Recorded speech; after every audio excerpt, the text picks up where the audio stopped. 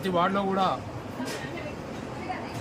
10-15 గణేశులు ప్రతిష్ఠింపజేసుకుని భక్తి శ్రద్ధలతో పూజాది కార్యక్రమాలు అంగరంగ వైభవంగా జరుగుతున్నాయి.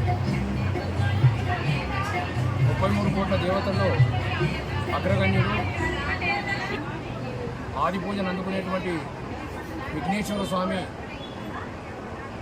మనమందరం కూడా భక్తి శ్రద్ధలతో కొలిస్తే ఆ ఆదిదేవుడు తప్పకుండా మన కష్టాలన్నీ తొలగిస్తాడు. కాబట్టి ప్రతి సంవత్సరం మాదిరిగానే ఈ సంవత్సరం కూడా కలియుగ వెంకటేశ్వరుడు పవిత్రమైనటువంటి ఈ ప్రాంగణంలో గణపతిని మనము నిలుపుకొని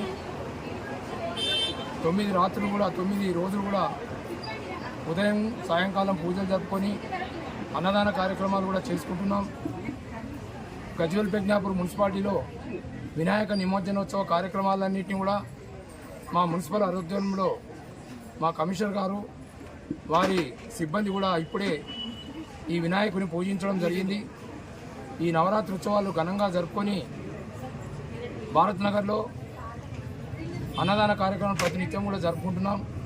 ఈరోజు మేము ఈ పూజల్లో పాల్గొని పూజల్లో కూర్చొని ఆ దేవదేవునికి పూజాది కార్యక్రమం చేయడం జరిగింది. గజ్వేల్ ప్రజ్ఞాపూర్ మున్సిపాలిటీ ప్రజానీకానికి ఈ వినాయక నిమజ్జనోత్సవాలు ఘనంగా జరుపుకోవాలని ప్రతి ఒక్కరు కూడా ఇందులో పాల్గొని ఈ నిమజ్జనోత్సవ కార్యక్రమానికి ఇటు పోలీస్ డిపార్ట్మెంటు అలాగే లైన్ డిపార్ట్మెంట్ అన్నీ కూడా పాల్గొని మా మున్సిపల్ ఆధ్వర్యంలో జరిగేటువంటి నిమజ్జన కార్యక్రమంలో మీరంతా పాల్గొని ఆ దేవదేవుని కొలిచి నిమజ్జనం వరకు కూడా భక్తి శ్రద్ధలతో పూజాది కార్యక్రమం చేసుకోవాలని మీ ద్వారా తెలియజేస్తున్నాం. గణేష్ మహారాజ్ కి జై. యావత్ భారతదేశం కూడా ఈ నవరాత్రి ఉత్సవాలలో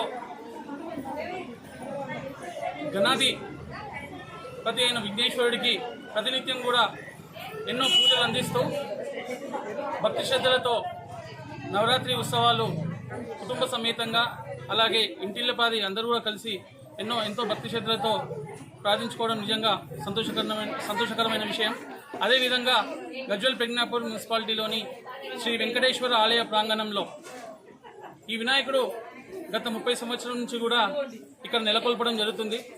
చిన్నపిల్లలతో స్టార్ట్ అయిన ఈ వినాయకుడు ఈరోజు దాదాపు కొన్ని వేల మందికి అన్నదాన కార్యక్రమం ప్రతినిత్యం చేసే విధంగా ఎదగడం నిజంగా ఇక్కడున్న ప్రజలందరి సహకారంతో ఈ వినాయకుడు అందరి ఆశీస్సులను ఇస్తూ మా అందరినీ కూడా ముందుకు తీసుకెళ్తున్నందుకు ఈ ప్రజలకు అలాగే